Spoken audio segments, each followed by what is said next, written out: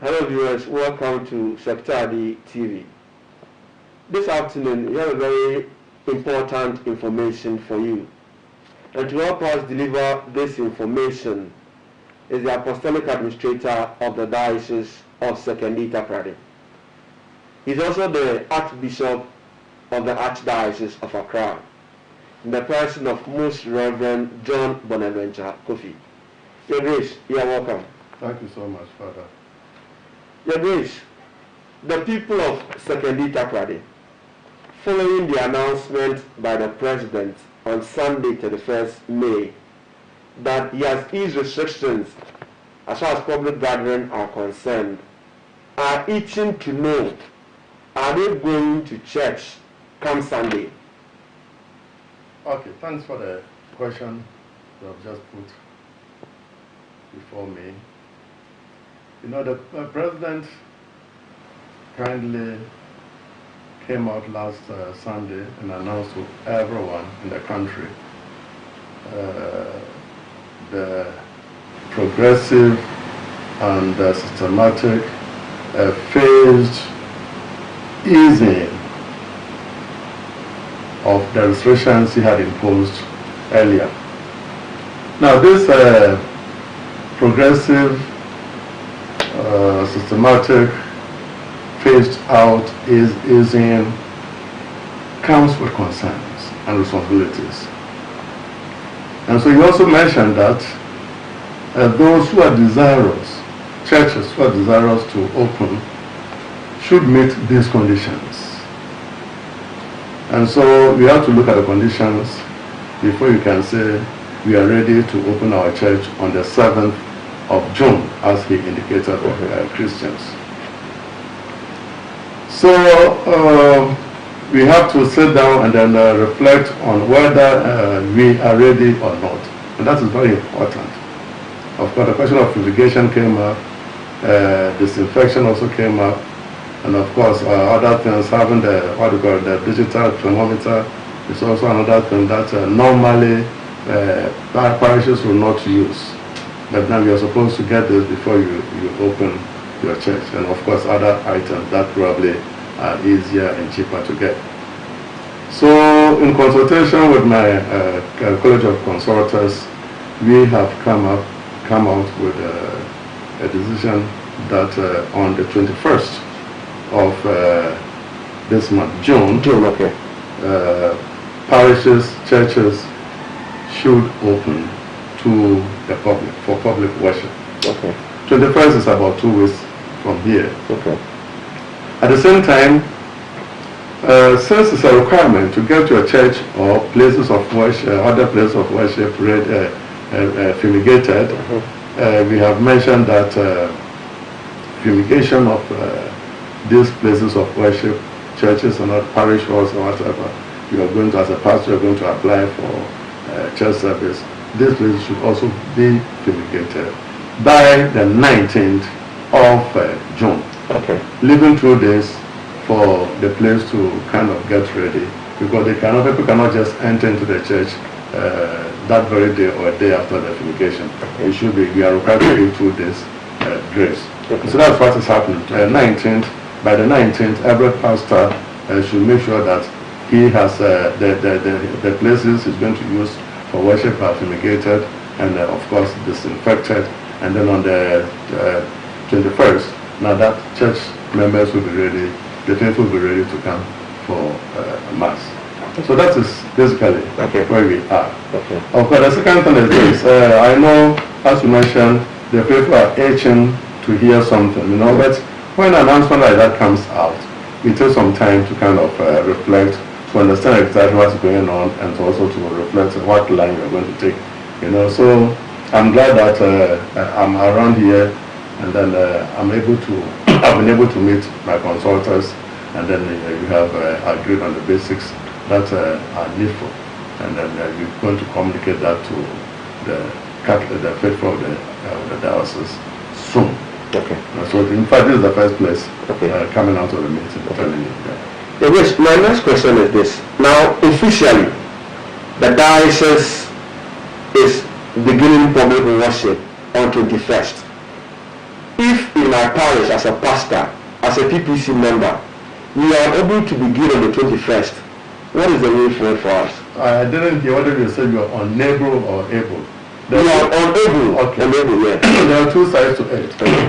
The same, what do you call it, letter I've written indicates that if by the 21st or the 19th you are not able to fumigate your church, I mean, you have to, as a pastor, find another more convenient date that you can get the work done.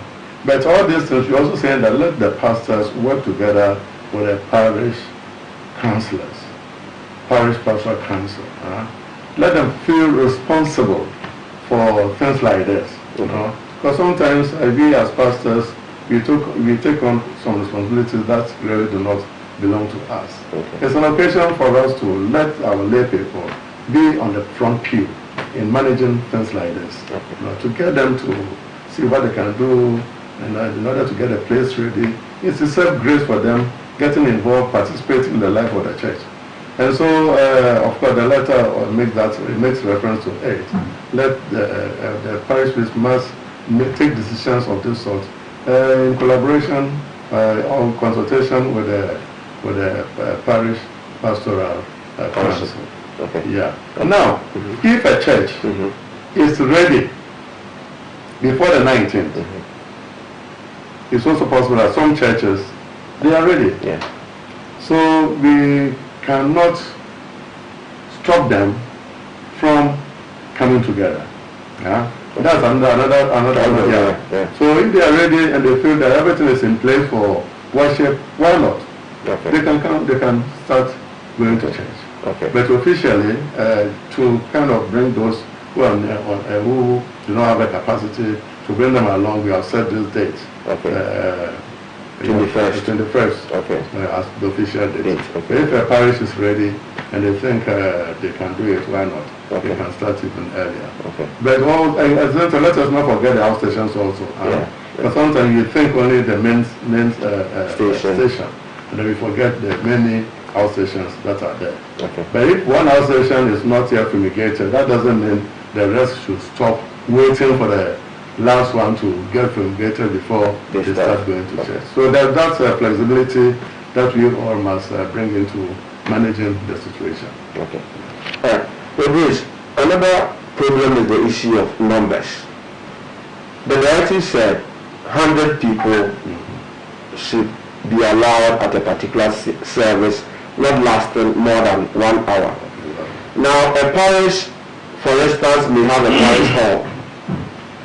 Can they, in order to contain the numbers, have a go to a parish hall? Can they make use of these places beyond the worship? Exactly. Okay. What the president said was 100 per worship. Okay. That let's say you come to the cathedral as an example. Of course, the cathedral is quite big, but all the same, 100 people must be there. We cannot go beyond that 100 number. But then at the same time, we have a parish hall that can also be used. It can also contain about 100 or even more over there. So while service is going on or worship is going on in the cathedral, at the same time there are about 3 or 4 priests at the cathedral. So why not another priest leading another worship at the parish hall? Okay. And if there's another space somewhere that they can use, and they can use, and they want another service, because I said there are about 3 or 4 priests over there. They want another mass to go on in that, and of course, the respecting social distancing. That's very important. That every pastor, when he feels the place is ready for mass, he has to make sure that social distancing is very well respected. So if they feel that they can have another service in another space, why not? They can have it. They can have it. So it's only, and that's why at the same time, you have granted permission for priests to say 3 masses on a Sunday. And I believe that when the COVID-19 thing becomes a thing of the past, we are going to go back to what the law says. You are going to have 2 masses instead of 3. Weekdays you are supposed to do 1 mass. But now because of the COVID, you say, okay, you have permission to do two masses. So that's another thing. So this mass can go on concurrently. Okay. Yeah. So that all our faithful can be set. Okay. Yeah. Again, those who cannot come, let them not feel obliged. Because you see, we are all children of God. Some unfortunately have some underlying sicknesses, conditions that not everybody has. And so they become fragile. Well, we have been home for about 2-3 months, and then now we can go to church. They want to force themselves to come. But I want to let them know that if you have such a condition, don't force yourself to come. The church has granted what we call dispensation, so you can continue to be at home, and then that spiritual bond you have with the church itself is grace. It's a channel of grace for you. And so don't say, oh, they have opened the door to say we should go, so I'm going. You can bring more trouble to yourself. And those who are they are old, 75, around 70, 75, they are what you call a vulnerable bracket. They are in the vulnerable bracket. And so they too, if their conscience tells them, please, because you want to stay home, please stay home. Stay home and be connected with the church, with your prayer, through your prayer or something else. The grace of God abounds where you are. And that's why at the same time, I am encouraging the online streaming of masses. Okay. That should not come to an end because the president has said you can go back to our to congregate. Okay. The online streaming of masses must still continue to meet those who are homebound and who, for some reason of some physical difficulty, cannot present themselves in church. So this thing should continue. Okay. Before we bring our conversation to an end, your final message. My final message is just simple. I want to thank Secretary for the wonderful work you're doing. Yeah. Because more and more we are realizing how much we need facilities like this, communication office like this, to help in disseminating the information, the message of God. And so I want to say thank you to you, and you especially, for leading this enterprise.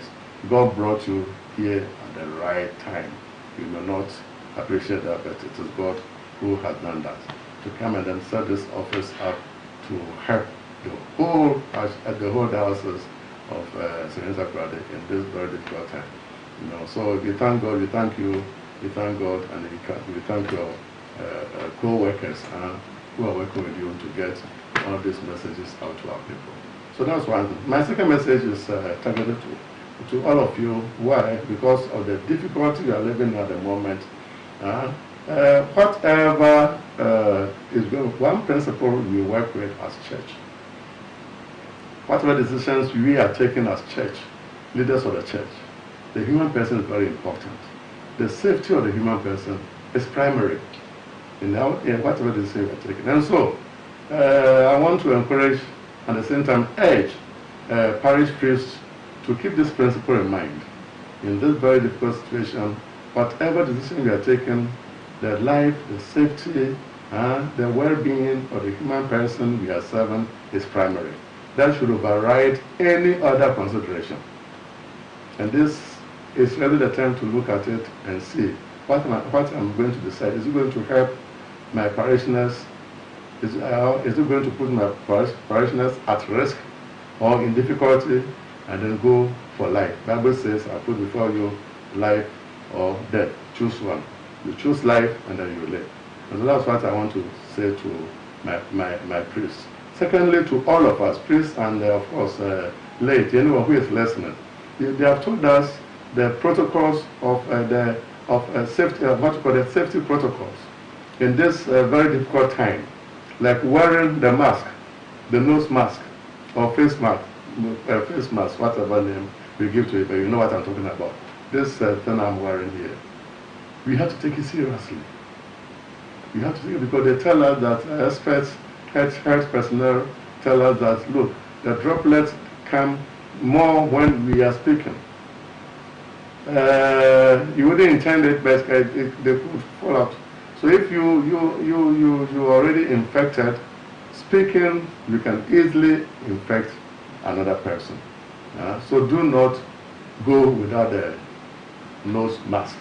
And I want to say, let us have it as a campaign, my dear brothers and sisters. When you are working on the street somewhere, you're in the market or in the store, you see your brother or sister not wearing the face mask or the nose mask, tell your brother or sister, please, and in a nice way, please put on your nose mask. Let's make it a campaign. And then tell everyone, please put on your nose mask.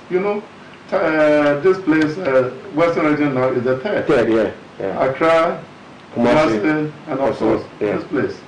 So the cases are growing and growing, they're increasing and increasing. So you've got to be aggressive in arresting the situation. And that's why I'm saying that, please, when you see somebody not wearing the face mask, tell the person. By telling him, we are saving life. And let us also see it as our responsibility, individual responsibility and collective responsibility. That if I put it on, I'm doing it because of you, of the respect I have for you. That's why I put it on. If I want to die, I want to die. But I don't want you to die. You shouldn't die because of me. Yeah. You see. So these are some of the things. The face mask is something that everyone has to go with, wherever you are. Unless, of course, you are in your own family house and you know the status of your brothers and sisters, and so you are not going to put it on. But if you are going public, please put on the face mask. Okay. Secondly, the thing they tell us about the social distancing. That's another thing we cannot joke with. Social distancing, they say when you're wearing this, 1 meter is all right. I always say, because I know my hand is a little bit from that end to this, probably I'm within a meter, But then they say if you're not wearing it, 2 meters, So these are things we have to be very strict with.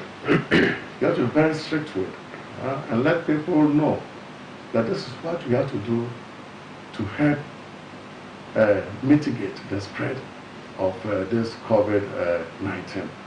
And the other thing that, of course, is very basic. We do it, and from time to all the time now, COVID has made that Ebola came.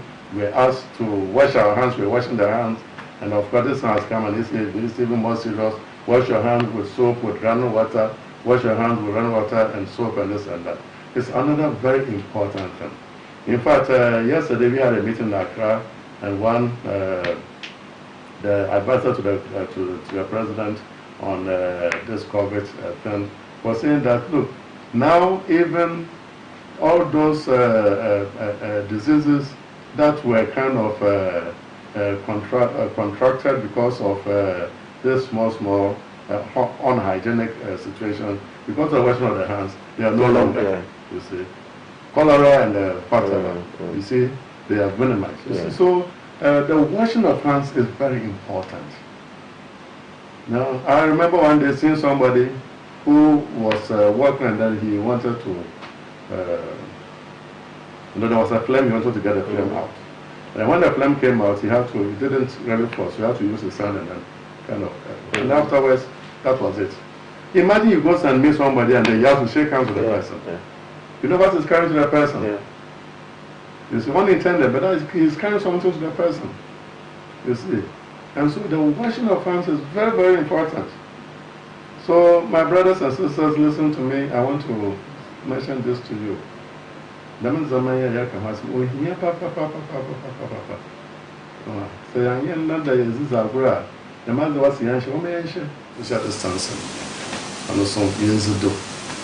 Echo market and answer material was a top and market was 1 year was 1 into up to market money.